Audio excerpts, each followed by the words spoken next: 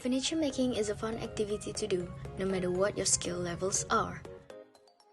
All you need is design or idea in mind, basic hand tools and power tools and material. Pellet wood is the easiest and cheapest material we can get to start a project. You can get it from local hardware shop or any factories that discarding pellet wood. From a cheap material, pellet wood can be turned into a high value added product. So, this video is intended to guide a beginner in making a simple DIY furniture from pellet wood. First, get pellet wood and start by disassembling it. You will need a hammer, a crowbar, handsaw, or jigsaw. The biggest challenge would be to remove the nails from the wood. Be sure to leave no nail residue in the wood, as it will affect the planer edge when smoothing the surfaces.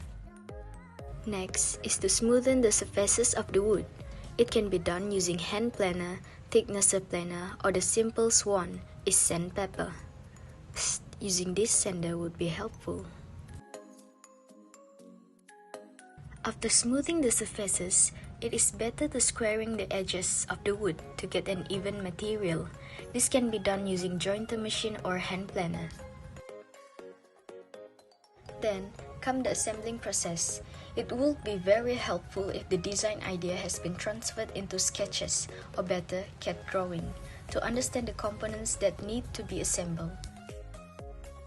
Assemble the product by components before assembling it as a whole. You will need basic tools such as power drill and screws, ideally 1 to 1.5 inches long. After assembling is done, now it comes to the fun part, finishing. You will need painting brush and any coating you prefer, but preferably the best coating for pine wood is clear coating because it enhances the natural color and pattern of the wood. You will need to apply 2 to 3 coats for aesthetic appearance. Voila! It is now finished and ready to be used.